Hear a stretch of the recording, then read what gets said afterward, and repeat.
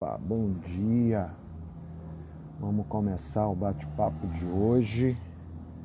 Sexta-feira, 14 de agosto. Vamos começar um bate-papo bem legal. Vamos lá, bom dia. Então hoje a gente vai ter um bate-papo bem interessante. Vamos ter um tema, acho que bem atual. Vamos falar aí de angústia, vamos falar de ansiedade, né? Vamos falar de um tema dialético, ambíguo, que beira os dois lados, o normal e o patológico. Vou aqui convidar o nosso amigo Crisóstomo para entrar daqui a pouco. Vamos continuar aqui o nosso lema, Fenomenólogos e Furiosos, parte 5, sobre angústia, sobre ansiedade, né? Aí um tema que efetivamente toca a todo mundo, né? Efetivamente diz respeito a todo o nosso fazer psi. Então, nada mais interessante do que pensar sobre isto, né? Deixa eu convidar aqui o nosso amigo. Vamos lá, guardando o nosso amigo. Então, dentro daquele nosso plano de estar limpando o campo, né? Como a gente está comentando a respeito de fenomenologia e clínica, então a gente começa agora a tocar em alguns assuntos um pouquinho mais específicos. Não é isso, Crisóstomo? Bom dia. Ô, meu amigo, bom dia, Adriano, Tá, tudo bem? beleza? Tudo Tudo tranquilo? legal? Tá um pouquinho É, baixo aí teu tá microfone, baixo. vê aí, dá uma olhadinha. Enquanto você dá uma olhadinha, eu estava aqui comentando que não tem tema mais próximo da gente, da área psi, do que falar de angústia e ansiedade, né? E mais interessante ainda, talvez até nesses tempos de pandemia, duvido que tenha alguém aí tão tranquilo, né? Então, nada mais interessante do que isso. Bom dia a todo mundo.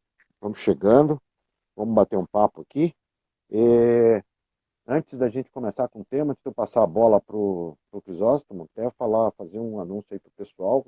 Acho que a partir da semana que vem a gente vai testar um modelo diferente. A gente vai fazer aqui na ampliação da parceria, né? Vamos convidar pessoas de fora para estar, né? Uma hora o LabFeno convida, outra hora o Unipep convida, para fazer ainda na mesma direção desse nosso bate-papo. Qual é a ideia? A ideia é a gente estar abrindo o leque e abrindo a diversidade da discussão sobre o tema de psicologia, fenomenologia e existencialismo, psicologia fenomenológica, clínica, etc. Né? E mais um anúncio bem legal que a gente precisa fazer. Ontem realizamos a nossa assembleia da Associação Brasileira de Psicologia Fenomenológica, passamos a bola para uma nova diretoria, vamos estar recomeçando os trabalhos, né, e vamos estar aí dando um gás, né? O Crisóstomo está aí como vice-diretor da secretaria e vamos tocando o barco. Bom, vamos começar aqui. Vou passar aqui a bola para você. Ansiedade, angústia. Tem tema existencial mais existencial do que esse? Bom dia. É verdade, Adriano. Vê se melhorou aí, tá me ouvindo direitinho? Tá tudo bem? Melhorou, melhorou. Melhorou, né? Bom, primeiro reiterar realmente a importância do que você falou, né? Dar seguimento aí ao nosso projeto, né? Que é um projeto de todos, na verdade, da associação. E também sobre a nossa amplificação, né? Dos nossos debates aqui, das nossas conversas, trazendo, né, amigos aí, enfim, de outras instituições, de outras universidades, e vão estar colaborando aqui com esse debate, né? Sempre muito profícuo e potente nas reflexões sobre fenomenologia e psicologia. É verdade, acho que poucos temas são tão representativos, né? Quanto o tema da angústia, né? Não só do campo fenomenológico, né? E das filosofias da existência, como também da psicologia, como também do cotidiano e ainda mais do atual cotidiano. Então, eu acho que realmente falar sobre isso é absolutamente fundamental, né, Adriano? E Pois eu é, acho que e é um tema, é, né, é isso. um tema assim, um tema ambíguo, um tema dinâmico, um tema dialético, né? A gente Sim, pode estar falando tanto de ansiedade como angústia, como uma, uma, um tema que acompanha os transtornos mentais, transtornos psiquiátricos, por um lado, como também como uma reação normal, né? Como uma naturalidade de alerta. Mas eu sei que, do ponto de vista da chamada fenomenologia existencial, né? Que a gente já tocou aqui no assunto levemente, ele é um tema central e também dialético. Então, eu queria que você começasse por aí. Acho que é muito importante você resgatar esse caráter de ambiguidade, não é? De falar da angústia e dos fenômenos aí correlatos, né? Correlatos da angústia que acompanham, como você traz a questão da ansiedade e outros temas também, né? Eu acho que essa dimensão híbrida, né? Vamos dizer assim, né? Do tema, eu acho que nos faz assim, pensar inicialmente. Eu acho que é importante resgatar a própria origem, a própria etimologia, o próprio sentido original mesmo do termo, né? Angústia vem do latim angere, né? Que deriva do grego angor, né? Que tem a ver com estreitamento, Uhum, afunilamento, aperto, né? Do ponto de vista psicológico, né? Isso é vivido, tem seus, vamos dizer, seus correlatos, né? Sentimentais, psicológicos, vamos dizer assim, né? Com esses fenômenos que você trouxe, que a gente está, né, que a gente está resgatando aqui, a própria ideia, né, a própria ansiedade, sintomas mesmo, né, manifestações físicas, corporais perceptivas, como sentimentos de aperto, falta de ar, inquietude, né? Essas uhum. são as manifestações mais explícitas, né? E que, como você bem disse, acompanham também, enfim, o próprio processo, né, psicopatológico, né? Eu acho também que Deixa é eu só fundamental te isso. interromper, tá um pouquinho longe o teu som, tá um pouquinho Hum. assim, tá um pouquinho baixo. Dá uma olhadinha enquanto você dá uma olhadinha, aproveitar e pegar um gancho aí nessa tua Deixa fala, eu, que eu acho que é deixa eu muito tirar, legal. deixa eu tirar o Opa, fone. ficou ótimo Deixa eu agora. tirar o fone e você vê se vai melhorar. Pera aí, vê se vai melhorar. Pera aí. Pronto, porque agora ficou bom. Vamos ver lá. Quanto ele. Nossas tecnologias. E aí? Vê se melhorou sem fone. Ah, agora melhorou. Olha aí. Então Opa. pronto. Então a gente fica assim. Então vamos. Então vamos nessa. Mas deixa eu pegar um gancho aí, né? Já que eu te interrompi, deixa eu pegar um gancho que eu acho que é muito interessante da gente pensar, e invariavelmente isso gera muita confusão, né? Tanto a gente vai encontrar na literatura o tema da ansiedade e da angústia como sinônimos, até porque como você está recuperando etimologicamente, isso é muito importante, o verbo grego Sim, ango, que fala de um estreitamento, acaba desembocando no substantivo estreitamento propriamente dito, né? Apertamento, aperto, contração, que vai dar em angústia. E por outro lado, isso tem um componente eminentemente físico, fisiológico, então é aquela sensação de aperto, né? Então, tanto que antigamente a gente dizia angústia é essa direção para dentro, né? Essa coisa desse encapsulamento. E por outro lado, quando vai para o latim, quando o grego é latinizado, você vai encontrar no latim a palavra anxios, anxiosos, que vai dar em ansiedade, que é mais ou menos um estado psicológico de alerta, de preocupação, estar preocupação, uma emoção desagradável. Então, é interessante a gente ver, né, e aí, de novo, você falou em um conceito híbrido, é um conceito dialético, um conceito ambíguo, porque há essa transitoriedade, né, tanto na psiquiatria, quanto na psicopatologia, quanto na análise existencial. Então, é bem interessante a gente observar que é um tema que só vai ganhar um grande relevo a partir do final do final do século XIX, né? E mesmo autores conhecidíssimos, autores clássicos nossos, como Jaspers e o próprio Freud, também vão usar como sinônimos, né? E lembrar mais um outro detalhe etimológico bem interessante. Em algumas línguas latinas, como é o nosso caso, você tem os dois nomes. No inglês, você já não identifica tanto.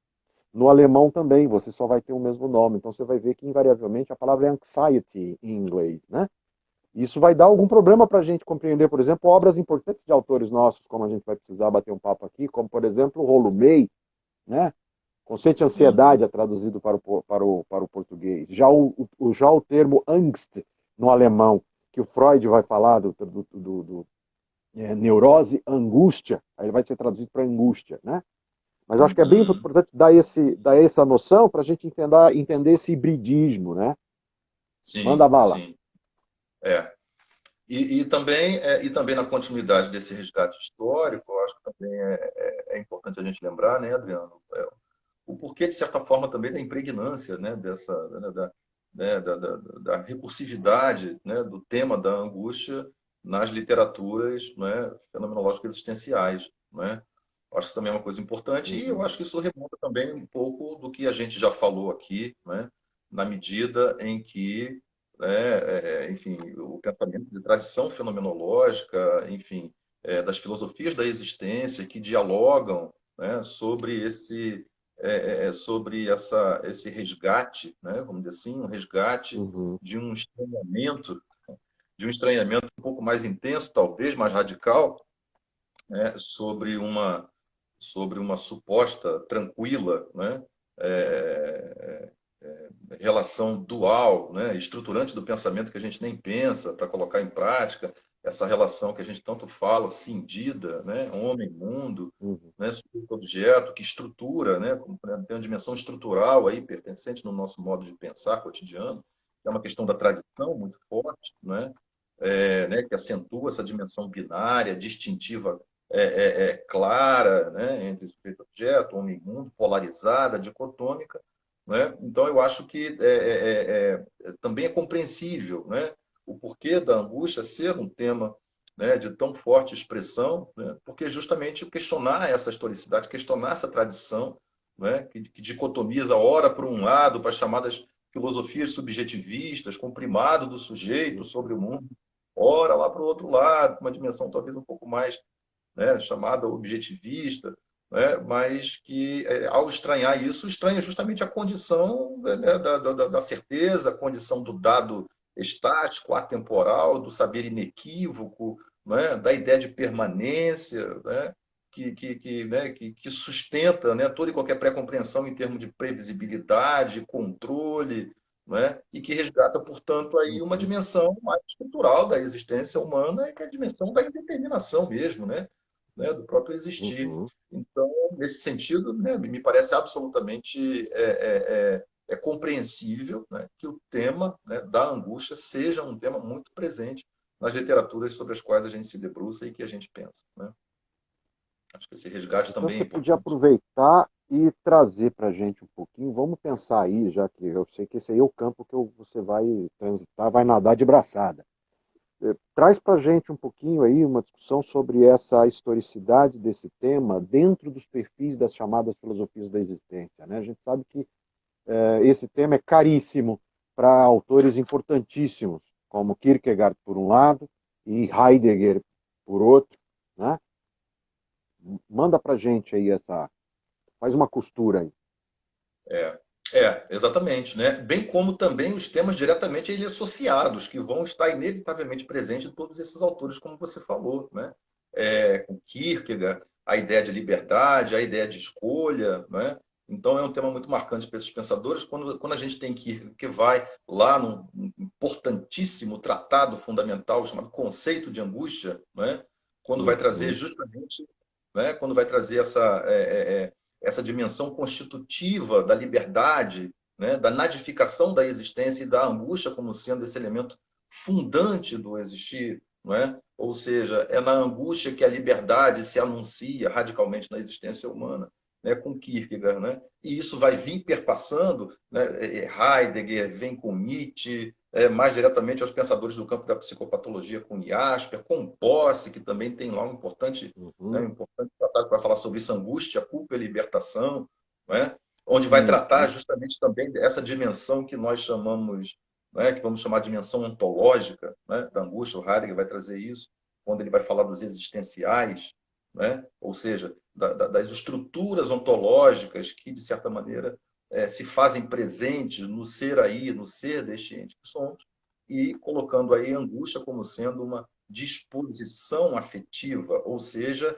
né, um modo de afetação que permeia o nosso estar com o mundo, perfeito? Então, assim, eu Uhum. acho que realmente é aquilo que vai balizar, né, todos esses pensadores, em alguma medida. Né? E o próprio Uhum. Jasper também, quando o Jasper vai trazer. E aí eu acho que é muito legal isso, né? Mais uma vez, retratando essa dimensão híbrida que você falou. Né? E Jasper vai anunciar isso de uma forma mais explícita também, quando ele vai falar, quando ele vai fazer uma diferenciação entre a chamada angústia existencial e a angústia Uhum. empírica. Né? Uhum. Ele vai, né, lá no Tratado Uhum. de Psicopatologia Liberal, ele vai falar sobre isso. Né? O próprio Boss, quando ele vai falar lá em Angústia, Culpa e Libertação, ele vai falar de uma angústia interna instintiva. Né? Medar Boss vai falar sobre isso. Uhum. Né? Como, né, desde a criança, né, há uma espécie de uma instabilidade permanente, né? Uma dimensão instintiva. Uhum.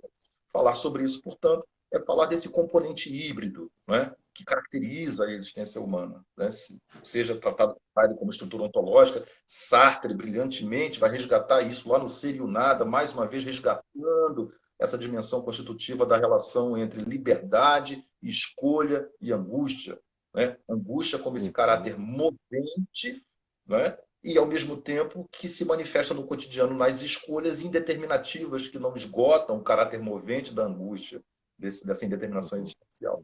Então, realmente, é um tema que perpassa todos esses pensadores, né, de tradição fenomenológica existencial, e que, portanto, tem essa dimensão mesmo constitutiva do humano. Né? Eu acho que isso é fundamental. Uhum. Porque, por mais que nós não devemos e não possamos, evidentemente, né, desconsiderar esse componente ôntico, né, pragmático, né, real, concreto, sentido, psicológico, vivido no dia a dia, através, né, enfim, das nossas angústias cotidianas, das nossas insatisfações e frustrações cotidianas, né, das nossas incertezas cotidianas, né, e que, portanto, isso constitui a nossa própria existência.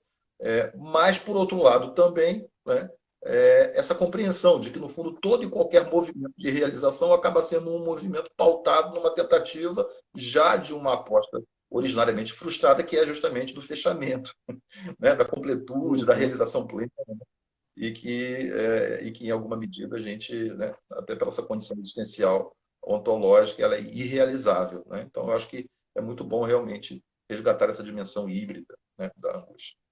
Deixa eu te fazer, estou cheio de provocação aqui. Eu acho que essa vai ser uma live de 3 horas, né? Mas eu tenho 3 provocações para você, mas eu vou começar com a nossa amiga Shirley Macedo, que está aqui presente, fazendo sempre uma provocação bastante positiva, está trazendo, evidentemente, a nossa condição atual da pandemia, a nossa condição de Sim, isolamento, e está trazendo sim. também um questionamento muito importante para a gente, que acho que você pode começar a pensar nisso, né?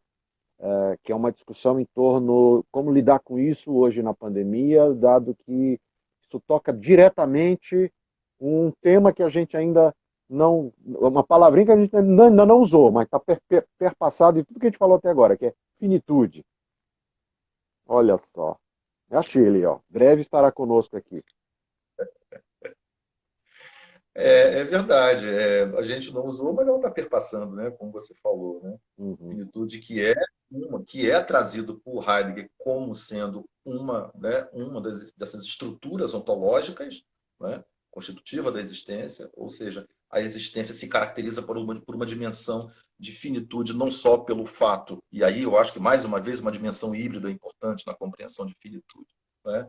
Uhum. Finitude não só pelo fato de que somos finitos, um dia nós nascemos e um dia nós morremos, né, pelo menos dentro da compreensão de vida e morte que a gente conhece, né? Então, finitude não só por conta disso, mas também finitude pelo processo de findação permanente, né? Ou seja, finitude não pelo Uhum. finar exclusivamente, lá do dia do finado, do dia dos mortos, mas pelo processo de findação constante e permanente que atesta o nosso caráter justamente de impermanência.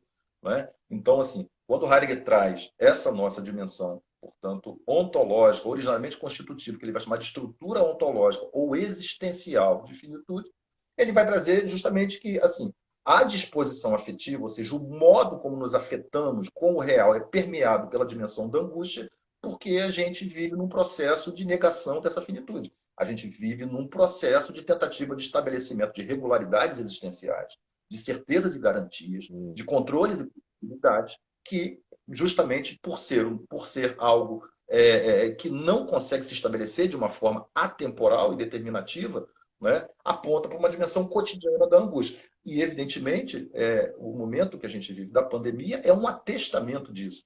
Né? A pandemia nos atesta claramente a nossa dimensão de impotência, né?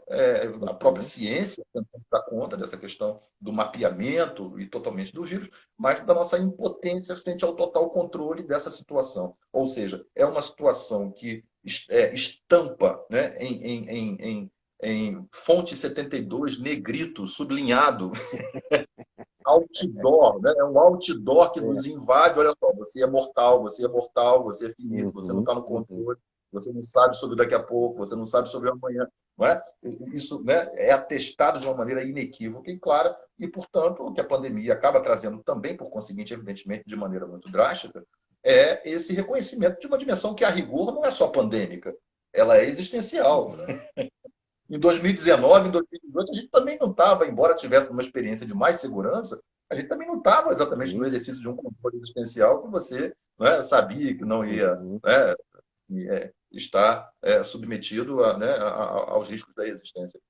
Então, assim, eu acho que, claro, evidentemente é um tema atual que nos ajuda a pensar sobre isso, e que não nos deve, evidentemente, também estamos aí no exercício de ser, né? Óbvio a questão da liberdade existencial, né? Nascemos para ser, somos um exercício de ser, do porvir, da afirmação de si, da constituição do ser aí, né? Então, portanto, estamos no exercício de ser, né, permanente, e esse exercício ele nasce a partir do enfrentamento da angústia originária, do vazio, da indeterminação. Né? Então, ele também é uma dimensão constituinte ontológica. Entende? Então, é como se fosse essa dimensão híbrida que você falou. Né? É inevitável o movimento de ida, mas é também constituinte do movimento de ida a ausência, né, de determinação do destino. Muito embora Que crido, coisa desejado interessante. e buscado. Que coisa interessante, né? Você acaba de falar isso, a Shirley acaba de exatamente colaborar aqui com a gente, falando exatamente disso, né? Toda essa ambiguidade da relação, né? De como que alguns não dão conta da angústia, querem morrer, outros não querem morrer, né? Veja que coisa curiosa. E tem mais um detalhe muito importante aí que está na tua fala, que é o seguinte: o quanto que nós, né, seres humanos contemporâneos, de certa maneira, e esse é um tema que certamente vai perpassar todas as nossas discussões, o quanto que nós, sujeitos contemporâneos da ciência, nos colocamos numa condição de conforto e de controle que nos deixa apaziguados nessa relação do existir. Né? E que só invariavelmente em situações, de novo, volta meu amigo Jaspas, né? Volta naquela situação limite que de repente nos tira do eixo. É o caso da pandemia, exatamente o que você acabou de falar, né? A gente fica meio que anestesiado, né? Por essa nossa relação confortável, a gente tem muita coisa, a gente acorda, vai, faz, acontece, não se depara que o existir, que a finitude, que o risco, que a morte estão ali o tempo todo nos escamoteando, nos espreitando, né? Olha como é que é isso, hein? Pois é, você está falando do fenômeno do decaimento. Não é? Coisa linda. Estamos falando do decaimento heideggeriano, estamos falando daquilo que essa dimensão do que você chamou do anestesiamento, né? É uma espécie de é uma espécie de a construção de uma relação de asepsia, né? Na verdade, é isso que o cotidiano relativamente nos traz, né? A gente imerso, né, nesse horizonte de instrumentalidade, determinação, de substancialização, da certeza, do controle, da suposta previsibilidade, do inequívoco, né? O que isso acaba trazendo é uma relação asséptica, né? Uma asepsia. Asepsia com o quê? Conosco mesmo. Com a nossa condição mais originária e mais fundamental. de finitude, né? De que, em última instância, né, é só o aqui e agora indeterminativo sobre qualquer coisa do daqui para frente, né? Do minuto seguinte, da hora seguinte, do dia seguinte e tudo mais. Então, esse chamado decaimento, que Heidegger vai trazer como uma estrutura fundamental da existência e que, portanto, permeia a nossa relação mundana, é justamente esse processo de anestesiamento que nos dá uma falsa sensação, porém sensação vivida como, sentida como necessária para o chamado sentimento de bem-estar. Né? O sentimento de bem-estar ele está diretamente ancorado numa certa sensação de que as coisas estão bem, de que a gente está bem, né? Que está tudo ordenado, que as coisas estão sob controle. Então, assim, muito embora seja uma sensação falsa, é vivida como real e necessária. E é isso que dá essa condição de um certo anestesiamento. E aí o que acontece? A vida vem o tempo todo, ao longo do dia, de pequenas, médias ou grandes formas, nos tira o tapete. Seja das pequenas coisas, né, das minúsculas coisas, seja das coisas mais expressivas, né, que geram aí realmente dificuldades né, de ordem muito maior para lidar com elas. Mas, em última instância, é exatamente o fenômeno do decaimento. Decaimento não no sentido depreciativo do termo, né? Até porque o fenômeno do decaimento constitui, né, constitui a existência. Nós, né, na nossa relação mundana, nós nos estabelecemos e, de certa forma, nos imbricamos com o mundo, com o sentido. Né? Isso é constitutivo do ser aí, né, da existência humana. Mas um fenômeno, né, absolutamente análogo a esse e concomitante é esse processo de um suposto assim, distanciamento de nós, distanciamento de nossa condição realmente constitutiva. Curioso que é um tema, né, o tempo todo a gente está falando, um tema eminentemente humano, é um tema eminentemente cotidiano, é um tema eminentemente inalienável, quer dizer, é impossível nós nos livrarmos de ansiedade e angústia, né? Mostre-me um sujeito sem angústia e ansiedade, te mostra um cadáver, eventualmente é a única condição que a gente tem, né?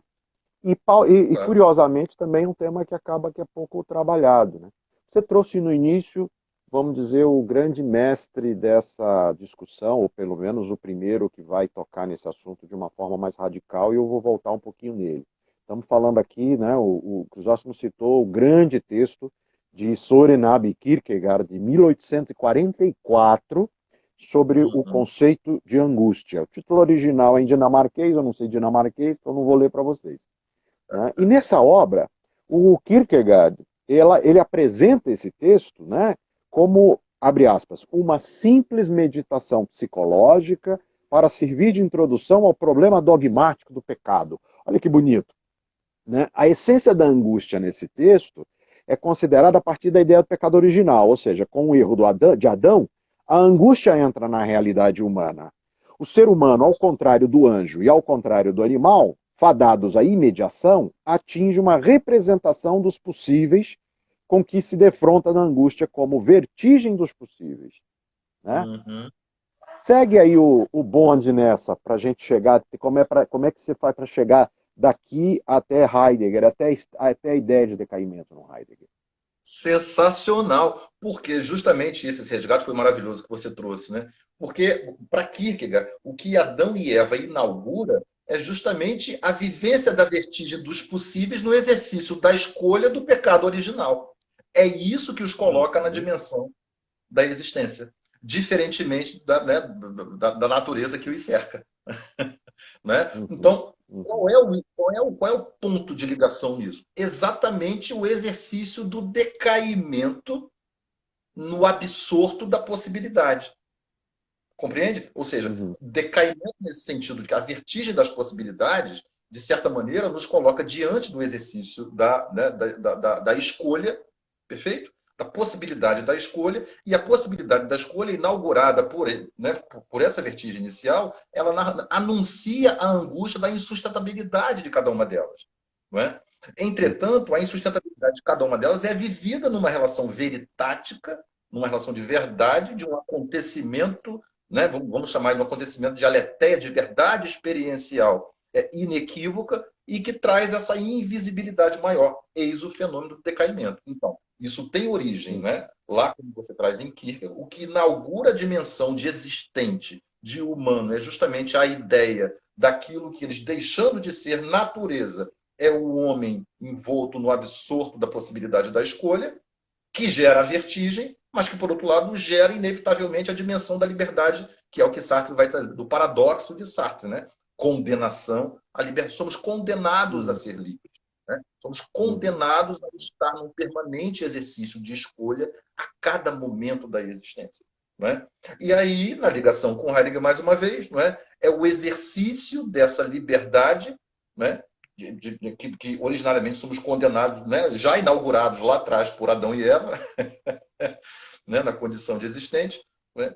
E que, portanto, assim, tomada como realização plena, cai no fenômeno do decaimento e, portanto, no esquecimento dessa condição mais originária, ou seja, no esquecimento do horizonte indefinível, irrealizável e inabarcável em cada uma das possibilidades que se anunciam mediante vertigem inicial. Né? Toda escolha é um exercício de vertigem.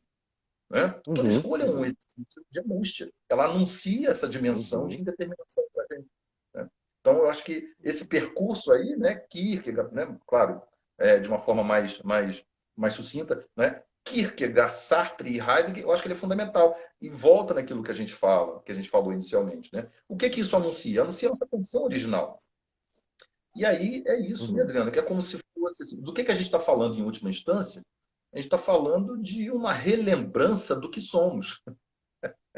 Sim, porque é como se fosse assim, na trajetória do pensamento humano, é como se prevalecesse uma versão de que de um certo esquecimento de quem somos, né? Um esquecimento de que escolhemos o tempo todo, né? De que não tem como estar fora do exercício da escolha, que essa escolha nossa ela é condição, né? nossa condição originária né, de escolha e, portanto, nada determina a priori essa escolha. Não há um determinante a priori garantidor, muito menos a posteriori, no sentido, né, de previsibilidade. Né? Então, eu acho que esse resgate é muito importante, porque, de certa maneira, o que a gente tenta fazer, né, e depois eu acho que é até bacana também trazer isso por outros campos, mediante, por exemplo, o campo da arte, né, enfim, da literatura, da poesia, como que isso é resgatado e valorizado, né, que é assim, uma relembrança de uma condição, né, de finitude mesmo, de finitude nesse sentido de indeterminação. Né? E que aquilo que não tem como não ocorrer, que é a escolha, porque ela acontece o tempo todo, ela, não, por um lado, não tem como não ocorrer, mas, por outro lado, ela não carrega consigo a possibilidade, né, de fechamento da vertigem, né, do esgotamento de possibilidade e de lançar mão de algum grau de previsibilidade e controle, né, de atemporalidade, permanência, visualização prévia, né, ou seja, de segurança como um todo. Deixa eu voltar aqui para tentar fazer uma amarração que eu acho que é bem importante, né? A gente está falando aqui de Kierkegaard, um filósofo dinamarquês, que começa sua obra. Primeiro, ele era um cristão bastante radical, bastante cioso, né? Mas a gente não pode. Aí a gente está aqui começando a falar de Adão e Eva, pecado original, né? De repente o pessoal começa a ver, peraí, mas isso aí é um teólogo, isso é religião, o que é? Não é uma obra de teologia, ele não é um teólogo, ele está tratando isso do ponto de vista simbólico na Constituição e da própria, e é esse que é o ponto, da própria condição do humano, né? E veja que simbologia bonita, que simbologia linda para a gente recuperar do cristianismo, né? A ideia do pecado original como a ideia de um caimento que nos desemboca num decaimento e numa condição de finitude é exatamente a condição que qualifica a possibilidade do ser como existente, de não sermos apenas seres naturais, não é isso? Olha que coisa fantástica, né? Eu acho que isso é muito importante a gente dar essa amarrada, né? Eu acho que, não sei o que você pensa, mas me soa como assim, pode ser isso, é tão radicalmente difícil dialogar com isso, que é que talvez faça com que a gente, paradoxalmente, aí fazendo a ponte com Heidegger, a gente deixe de lado essa temática. Fala, olha, é tão complicado, é tão natural, é tão banal esse nosso sentido de existência e finitude, que eu nem me dou conta dele. E aí eu acabo não discutindo isso, né? De novo volta o fenômeno da angústia e da ansiedade, que nos desaloja, eu gosto dessa palavra, nos desaloja, nos tira do lugar, né? Você falou do puxa nosso tapete. É isso. Quantas situações de vida nos tiram o tapete, né? Morte, nascimento, veja a ambiguidade da situação, né? Manda bala aí nessa agora. Agora eu estou acompanhado aqui, ó. Pois é, olha o Filipão aí, grande, trabalha em equipe, é isso aí. Olha Famoso aqui. designzinho. Então, pois é, Adriano, mas acontece que eu acho que é isso mesmo, né? Ou seja, quando a gente esse resgate, né, tem a ver com o que eu chamei agora há pouco de relembrança, né? No fundo, me parece que realmente a nossa trajetória de pensamento é de certo esquecimento dessa condição, né? Que no Uhum, fundo é o que uhum, nos tira da condição de natural, não há natural, entende? uhum, Nos uhum, tira dessa condição, né, de previamente determinado, né? E eu acho que isso é justamente como você traz, é a beleza da existência, né? A beleza da existência está na sua indeterminação, né?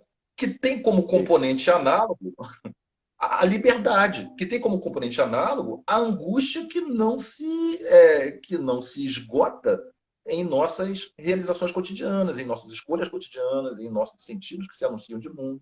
Né?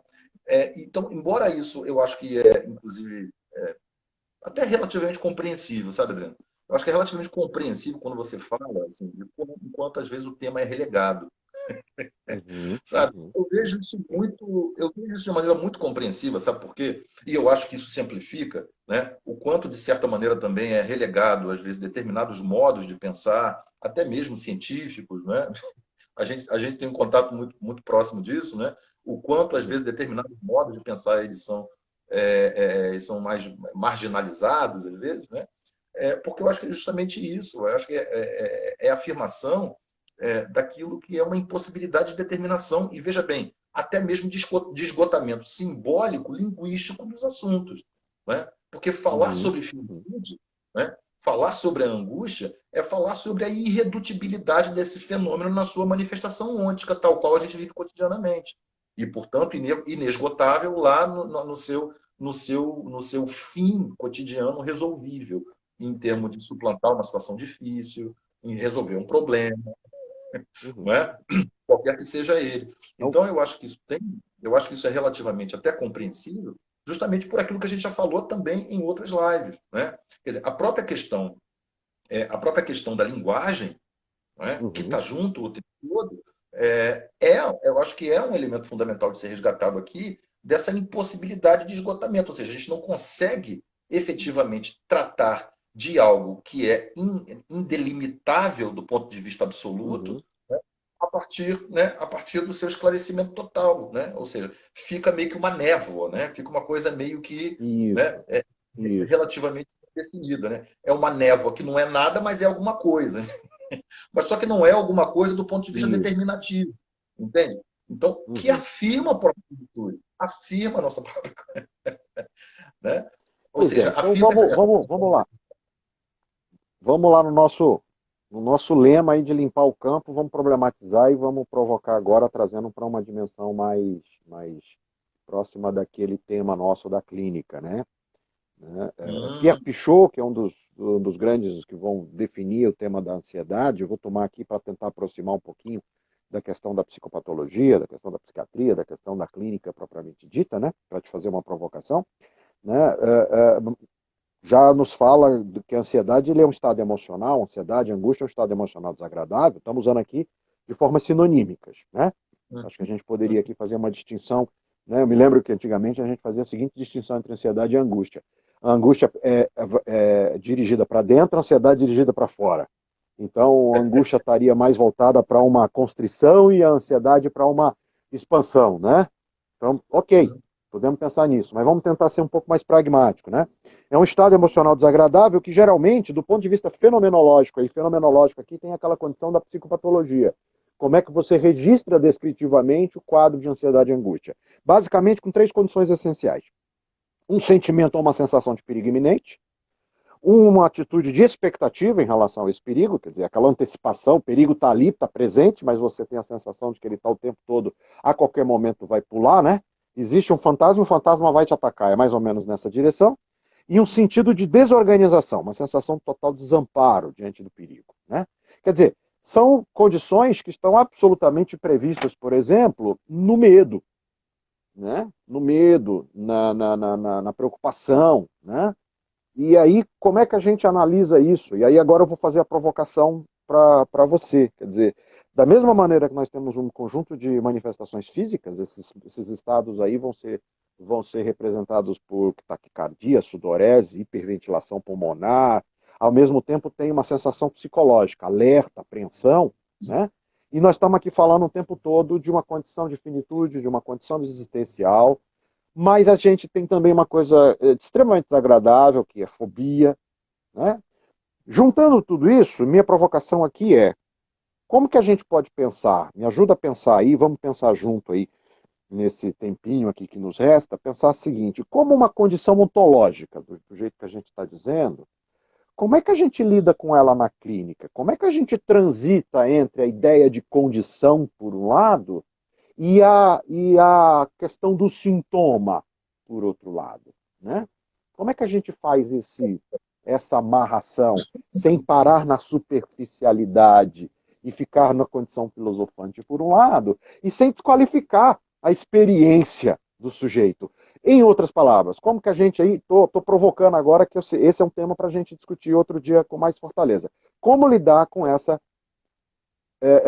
dialética do ontológico e do ôntico?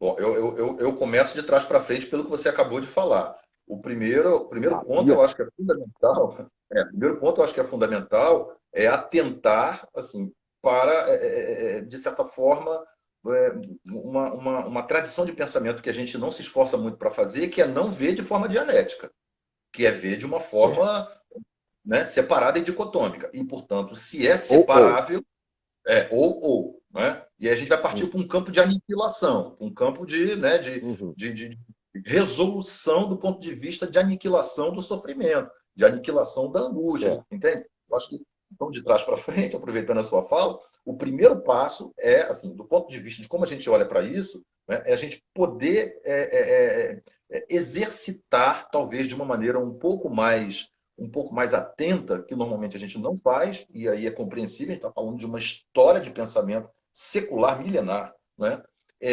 De que assim, a gente consegue lidar com a possibilidade da exclusão do fenômeno. Então, essa é a primeira coisa. O Certo. fenômeno é um fenômeno originariamente híbrido, originariamente constitutivo na sua dimensão de um correspondente iônico de uma dimensão ontológica, né? Vice-versa.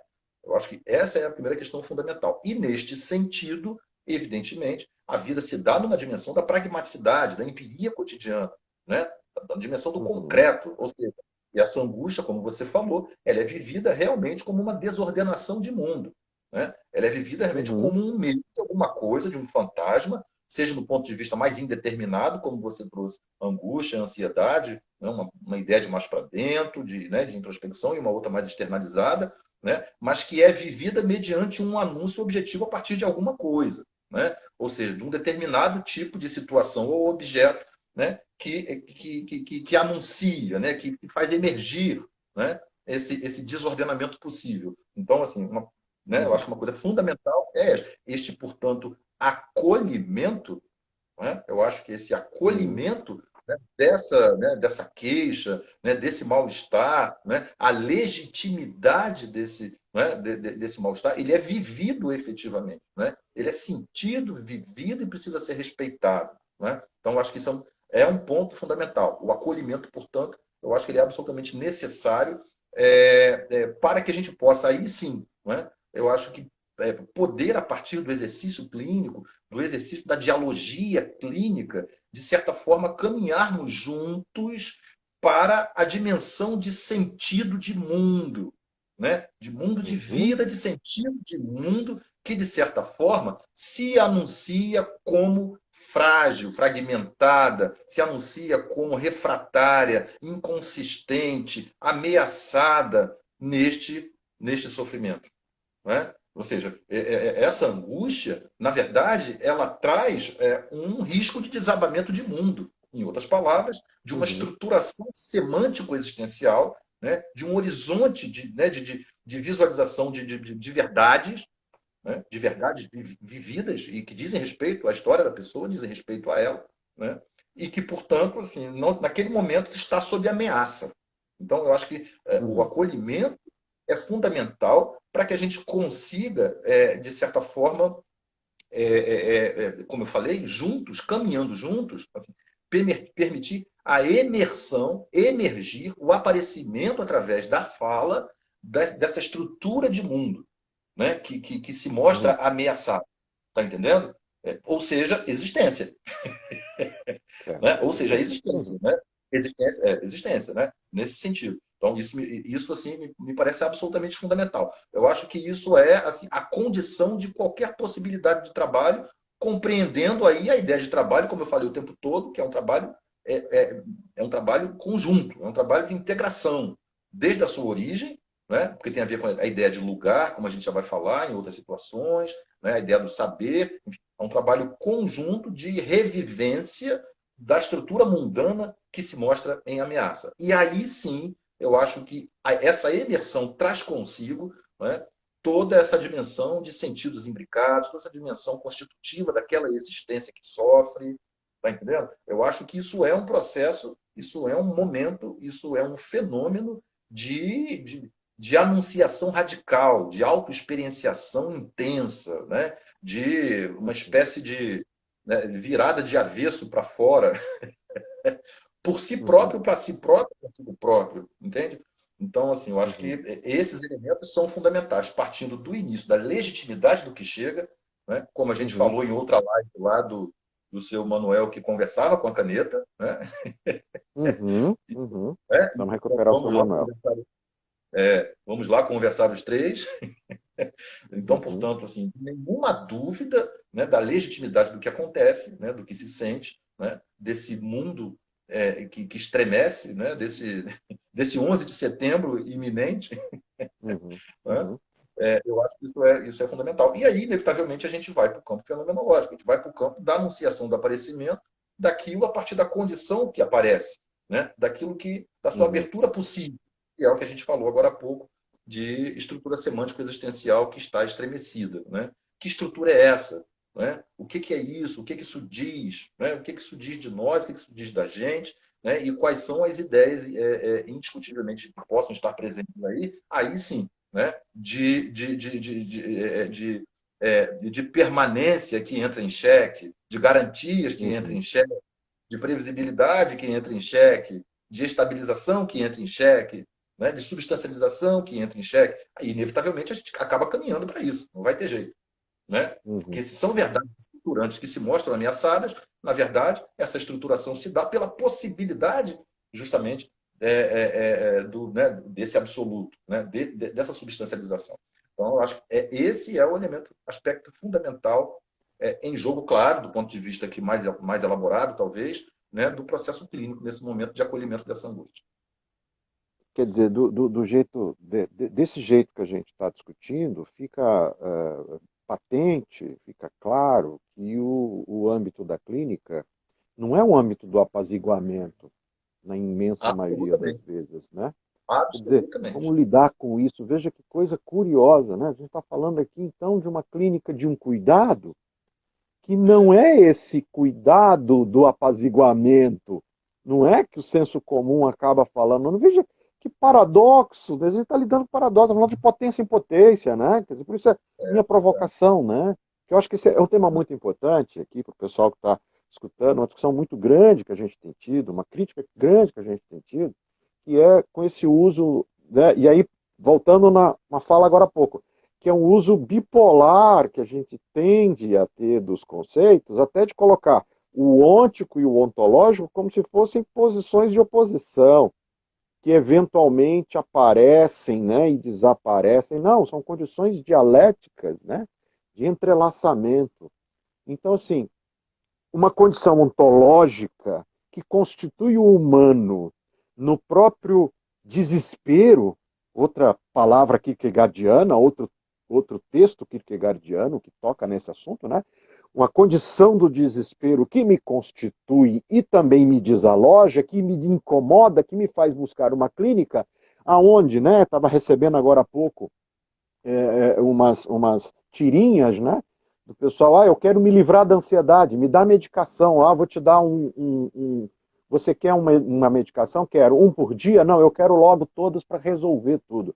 Veja como lidar com essa dialética desse apaziguamento, condição, né? É essa provocação aqui para pensar a clínica. É verdade, né? Porque no fundo isso que a gente, né, tratou também, né, em outra live, você resgatou bem a questão da própria medicalização, né, que evidentemente não Uhum. é a desconsideração da importância, né, eventualmente, né, do... Deu uma falhinha aqui. Sinal, tecnologias, puxa, na hora que ia falar. Mas enquanto ele tenta conectar aqui, voltou, Opa, estou aqui. voltou. Mas eu estava falando justamente sobre essa questão que você relembra aí, né, da medicalização, que é um Uhum. fenômeno preocupante, porque muitas vezes deixa de ser uma condição de um aspecto fundamental e muitas vezes necessário para a suplantação de uma condição, para ser um recurso subversivo da nossa Uhum. condição de existência, ou seja, um recurso que busca a subversão de nós entrarmos numa relação mais íntima conosco mesmo e percebermos essa estrutura semântica existencial que não se sustenta diante de uma relação, diante de uma situação concreta da vida. Não é? Uhum. Então, eu acho que é fundamental. Isso que você está trazendo, né, de podermos pensar também, né, a clínica, né, a partir de um estranhamento de determinadas construções históricas, né, e essa ideia, às vezes, né, relativamente perigosa e relativamente superficial e simplista do cuidar, é uma delas. Né? É exatamente isso. Uhum. Porque Uhum. muitas vezes esse cuidar precisa, de certa forma, comportar a possibilidade, não é, da sustentabilidade daquele paradoxo que a pessoa ela precisa viver. Né? Daquela Uhum. insustentabilidade que ela precisa viver, é justamente a possibilidade de subverter aquilo que ela deseja, que é manter-se estável, que é manter-se atemporal, que é, entendeu? Que é Uhum. não estar não está no jogo dialógico da existência se refazendo, né? Se reconstruindo, né? Se reinventando. Né? Então, assim, eu acho que isso é um resgate fundamental. A clínica passa, sim, Uhum. fundamentalmente, em muitos momentos, pela sustentabilidade dessa angústia. A sustentabilidade Uhum. da Uhum. sustentar a impossibilidade da manutenção de mim intacto. Não tem jeito. Sim, Não sim. tem como passar incólume pela existência cotidiana, né? Então, Uhum. assim, é um resgate muito importante. Que eu acho bem metafórico, aquele exemplo que você deu do seu Manuel, né? Conversa com a caneta. É, o seu Manuel conversa com a caneta. Quer dizer, como é simplista eu reconhecer a caneta como sintoma, né? E não associá-la à própria experiência do seu Manuel. Vamos conversar todo mundo junto.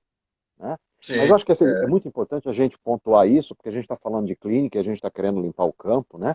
E aqui, assim, duas coisas bem importantes, né? Como que esse tema, a gente começa pensando Kierkegaard, atravessa, passa por Sartre, ganha aí um contorno sólido com Heidegger, e vai encontrar a clínica em autores muito importantes que pegam esse tema da ansiedade e da angústia de uma forma bem radical. Nós estamos falando aí do Rollo May, nos Estados Unidos, nós estamos falando do Viktor Frankl, que vai falar do vazio existencial, né, que vai falar das sim. relações de sentido, nós estamos falando do Medar Boss, estamos falando do Binswanger, estamos falando do Jaspers, estamos falando de uma série de autores que são importantes da gente resgatar. E estamos também problematizando aqui, né, para ficar bem marcado nessa nossa expectativa de limpar o campo, que a clínica, muitas das vezes, é pensada como esse apaziguamento, como esse lugar de vamos deixar de lado, vamos voltar para um conforto. Quando, na verdade, a condição existencial nos provoca efetivamente a um enfrentamento aqui não naquele sentido de embate necessariamente, mas um enfrentamento do tipo colocarmos-nos diante dessa situação. Né? Eu me lembro de uma passagem que o Rogers dizia, que dizia assim, há momentos em que você tem que estar absolutamente diante do seu sintoma. Você tem que se manter diante dele. Você não pode cair na armadilha de querer livrar-se dele. E a gente fez a crítica, fazer a crítica do lado da medicalização é fácil.